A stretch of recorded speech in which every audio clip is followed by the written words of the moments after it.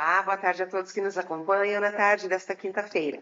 Eu sou a Cida Benete, assessora de cerimonial e protocolo aqui da Câmara, e você nos acompanha pela página do Facebook ou pelo nosso canal do YouTube. No programa de hoje, estamos aqui com o vereador Cícero Kreiter, do MDB, onde iremos conversar sobre diversos temas que estão em discussão nesta casa.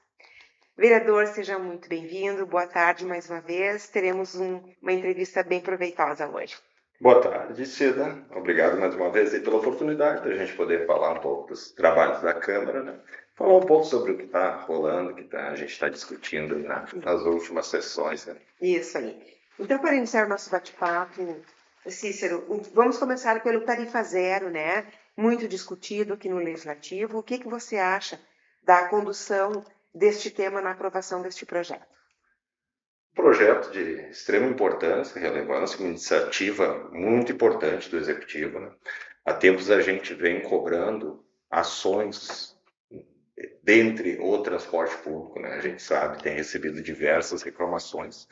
E uma maneira a gente sabe também, desculpe, em paralelo, abrindo um parênteses, que a empresa é deficitária, que já antes da pandemia havia um problema, durante a pandemia reduziu muito o número de passageiros, né? E pós-pandemia ela teve a dificuldade de retomar o número de passageiros e de se manter um equilíbrio financeiro. Né? Então, paralelo a isso, né, a gente tem feito repasses para a empresa, ela demonstrando esses déficits, né? Porque é um serviço essencial, serviço fundamental e que o poder público precisa dar esse amparo.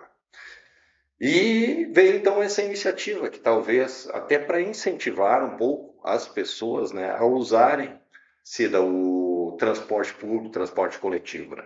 Vou explicar um pouco para a comunidade que ainda não tem conhecimento, né? Foi aprovado agora fazem 15 dias, 10 dias talvez, entrou em vigor já no início desse mês, que nos meses, né, de julho, novembro e dezembro, aos finais de semana, o transporte público, então, ele será gratuito para todas as pessoas. Né?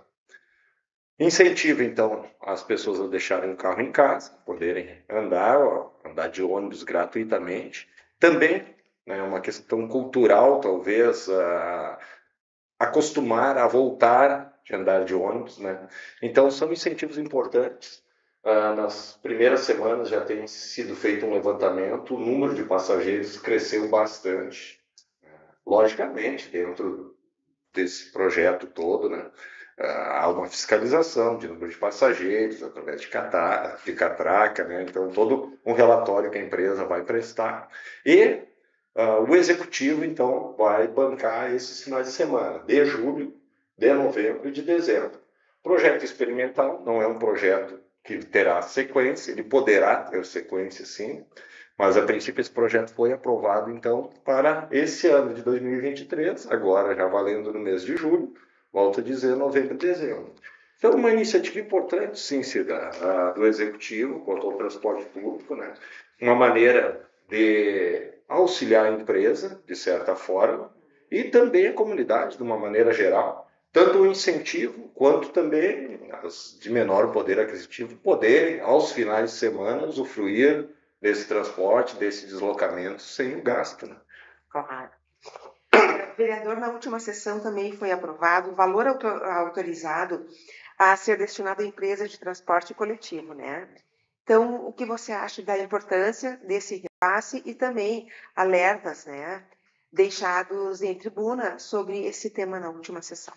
Eu pincelei rapidamente, explanando aqui sobre o Tarifa Zero, sobre isso também, que o Executivo tem feito repasses constantes à empresa por problemas que eu também já citei aqui, né? Problemas financeiros e que a empresa ela tem esse desequilíbrio, esse déficit. Né?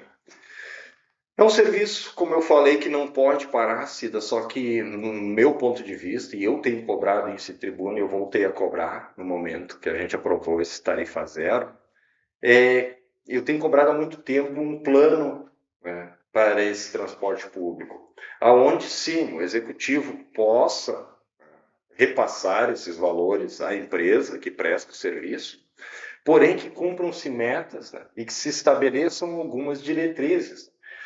Quais delas, né? Ônibus em melhores qualidade, horários de pico, com mais ônibus à disposição, porque a gente tem diversas reclamações de horários de pico de ônibus superlotados, né? Locais onde não são contempladas linhas de ônibus, né? Então, no meu ponto de vista, precisava abranger mais esse projeto e não só cada vez que a empresa mostra os déficits, ir lá e fazer essa recuperação financeira, repassar esse dinheiro. É o que tem sido feito, paliativamente funciona, porque, volto a dizer, é um serviço essencial e que boa parte da comunidade precisa desse serviço, né? Mas eu acho que falta planejamento, no meu ponto de vista. Precisava haver um plano maior, né, com mais diretrizes, com metas a serem cumpridas, com menos atraso, inclusive a gente tem recebido inúmeras reclamações de atraso nas linhas de ônibus. Então, uma fiscalização em cima disso, né, com melhores ônibus, mais linhas, mais ônibus, menos atrasos, a empresa cumprindo as metas, sim, se repassaria o dinheiro, né? Porque, graças a Deus, Gramado tem um orçamento muito volumoso, né? Eu tenho citado em outras ocasiões que alguns serviços que a gente presta são diferenciados e o transporte público teria que ser diferenciado. Muitas vezes a gente compara com outras cidades, né? Mas Gramado tem que demonstrar e a gente tem que trabalhar num plano de transporte público diferenciado também. É isso que eu brigo, é isso que eu trabalho, é isso que eu cobro, né? E vamos verificar se o executivo atende essa nossa reivindicação, que sentamos junto, empresa, executivo, legislativo, que se consiga traçar esse plano, um projeto de uma magnitude maior, que abranja maior e que atenda todos os anseios, sim, da nossa comunidade, para que a gente possa dar um passo aí, sim, mais importante no transporte público de qualidade. Isso aí. Vereador, o Executivo Municipal lançou recentemente a pediatria 24 horas no hospital, certo? Como você vê esse novo serviço? Essencial, era uma área onde recebíamos muitas reclamações também, diversos pedidos a gente já tem feito. E quando a gente fala de uma ação do Executivo, está sempre ligado, lógico, é um anseio. Quem pode fazer é o Executivo, né? Hoje interventor do hospital, então quem pode fazer essa gestão. Mas eu lhe digo para a comunidade que foi uma reivindicação nossa, ampla, a Câmara de Vereadores havia pedido e nós havíamos recebido diversas reclamações nesse quesito, porque como funcionava? Ficava um médico de sobreaviso, né? Então ele não estava no hospital. Eu, particularmente, já passei por uma situação no hospital assim, de chegar com o meu filho às 6 horas da manhã e acabar sendo atendido, sem ninguém na fila de espera, estava só eu, e acabei sendo atendido quase 10 horas da manhã, porque o médico estava de sobreaviso, era final de semana, né? Então, era um problema que precisava ser solucionado, graças a Deus. O executivo, então, atendeu esse apelo nosso, o apelo da comunidade, e hoje, como funciona? Hoje existe um médico plantonista, então o médico está no hospital, ele precisa estar no hospital. Então, logicamente, pode demorar um pouco o atendimento, mas o médico está ali. Talvez tenham mais crianças a serem atendidas, mas não vai acontecer, desculpa, como no meu caso, em alguns outros relatos, de alguém da comunidade ir lá com uma criança, né, e ficar esperando talvez 2, 3 ou 4 horas porque o médico não estava ali. Né? Mas também deixando claro para a comunidade, desculpa se da tosse, mas é uma gripe, desculpa a todos, que se procure, né, o plantão 24 horas do hospital, né, em casos extremamente necessários, porque as UBS, os postos de saúde, continuam atendendo. Então, num caso normal, né, numa consulta normal, num problema normal, não grave, em horário normal, que procurem os postos de saúde, que não procurem o hospital justamente para não haver superlotação, e a gente tem os nossos postos de saúde aí, com os médicos, né, com o serviço de pediatria para atender aí, dependendo do horário, logicamente, dependendo da gravidade do plantão, do hospital estará à disposição.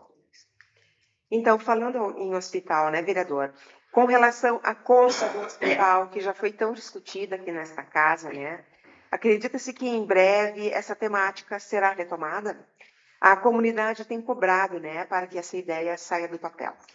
Cida, todos nós cobramos e eu digo, há distorções muitas vezes quanto ao nosso posicionamento, meu em particular, às vezes, aí fora, quanto à venda do hospital e à construção de um novo hospital. E eu quero deixar bem claro que eu anseio, sonho junto com a comunidade, com essa conquista. A gente quer, né, eu quero particularmente um hospital novo, com mais especialidades, mais médicos, mais leitos, né? É o que todos nós sonhamos.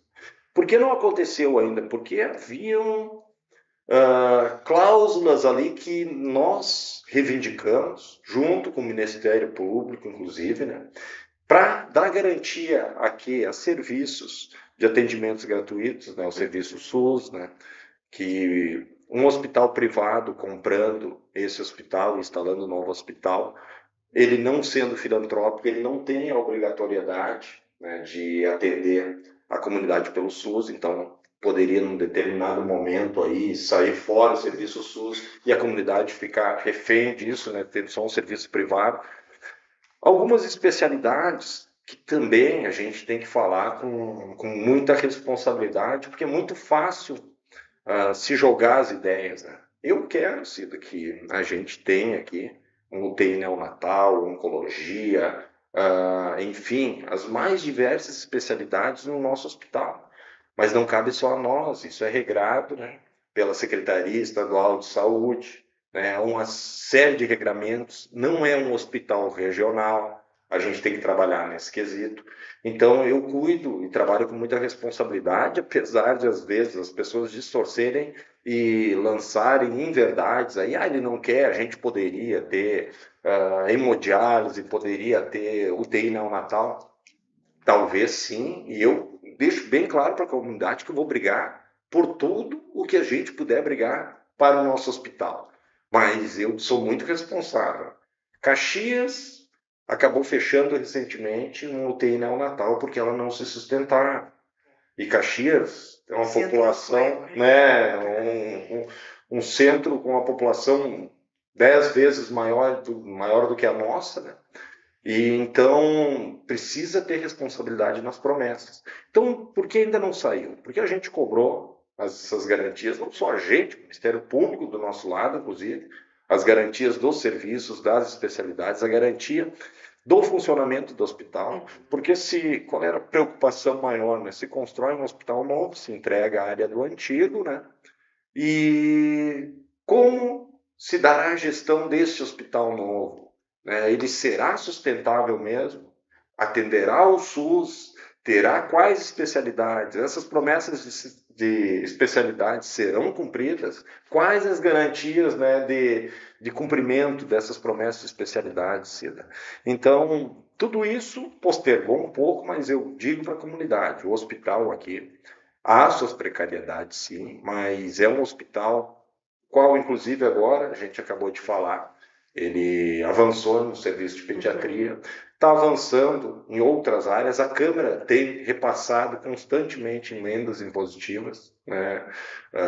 Está se aumentando centros lá, gente, de exames, né? E, inclusive, nessa apresentação da pediatria lá, o interventor, o Roberto, comentou que está se fazendo uma ampliação para endoscopia, né, e colonoscopia, né, que são dois exames muito importantes, vai triplicar a possibilidade de fazer exames no hospital. Está se aumentando o estacionamento, então, assim, não se deixou o hospital de lado, está se trabalhando, em paralelo, se trabalhando nessa venda, também com muita responsabilidade, e também fora para a comunidade aqui que haja uma outra ideia quanto à venda do hospital, né? Talvez o poder público, uma ideia lançada, inclusive, que a gente sabe, Conselho de Saúde, alguns empresários falaram com o Poder Executivo sobre isso, que é do poder público, da prefeitura, do executivo, de nós comprarmos o hospital, em vez de vendermos para um terceiro. A gente compra o hospital, né, se constrói o hospital em outro local, e aí se faz a concessão desse hospital para um grande núcleo, não sei, né, uma mãe de Deus, alguma empresa, né, alguma instituição de saúde que possa gerir esse hospital. É uma outra ideia que se está trabalhando, mas eu quero dizer para a comunidade que fique tranquilo, né?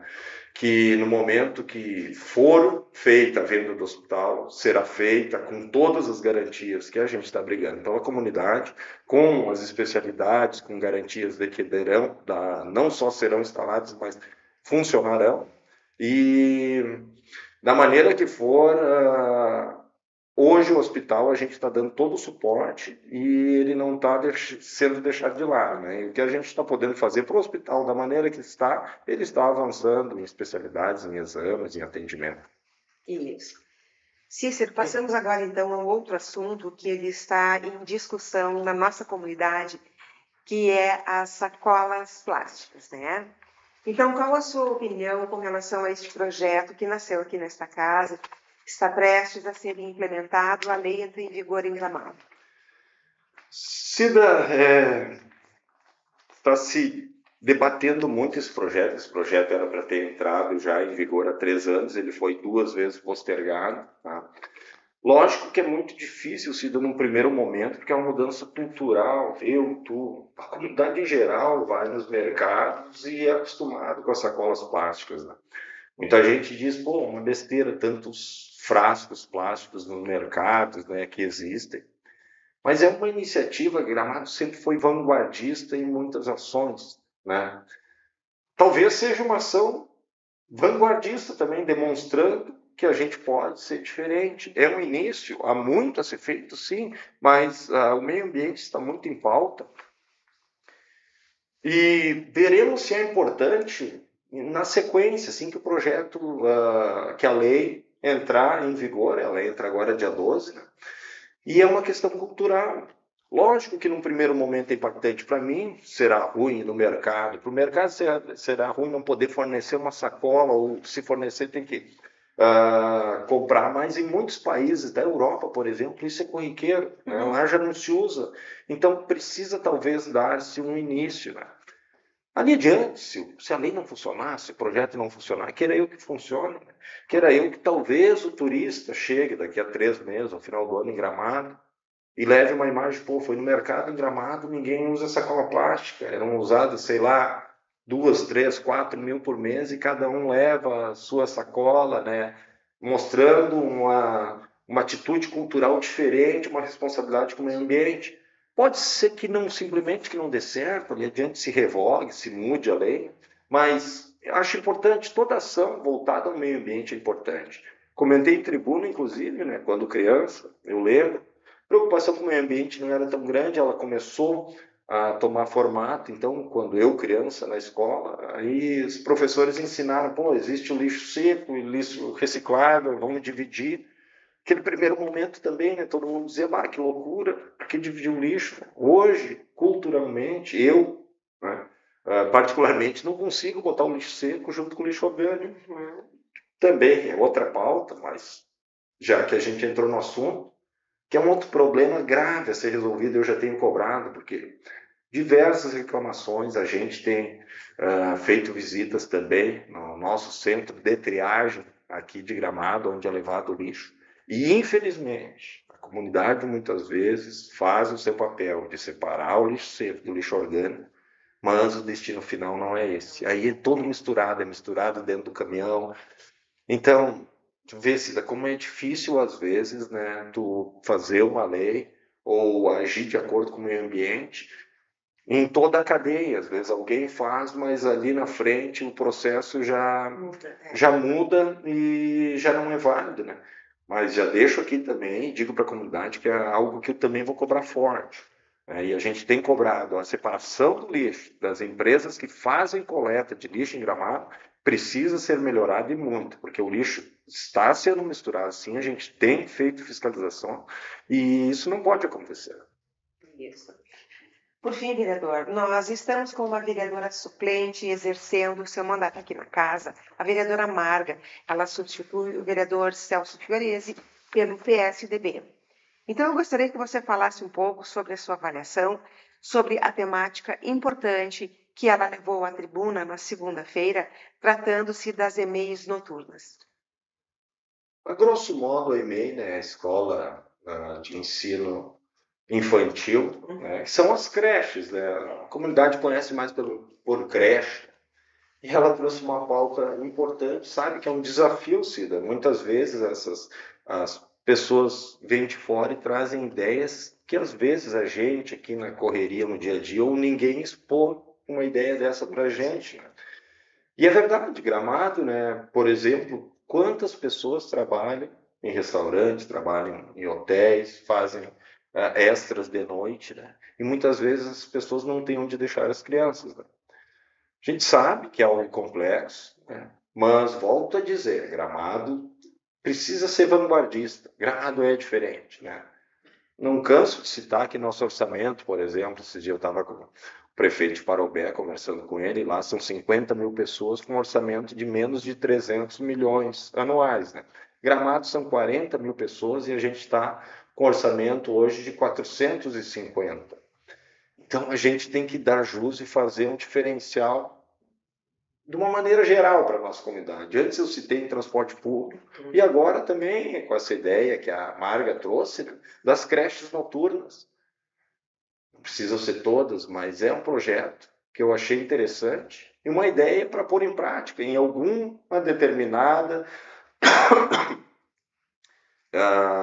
EMEI, né, uma escola municipal de ensino infantil ou uma creche, né, fazer essa adaptação, contratar profissionais, verificar o horário, é algo a ser pensado, sim, porque assim como a nossa cidade é diferenciada em orçamento, é diferenciada em movimento, é diferenciada também no setor de trabalho, como eu falei, né, gastronomia, hotelaria, onde muitas pessoas trabalham durante a noite. Exatamente. E é uma ideia interessante, lógico, sem demagogia, não é algo fácil de botar em prática, mas eu tenho certeza que com boa vontade política, né, a gente trabalhando em conjunto, traçando uma ação, uma diretriz, fazendo algum teste, né, algum experimento em alguma escola, eu acho que é algo que pode evoluir, mais uma vez, Gramado ser vanguardista em uma ação. Isso mesmo.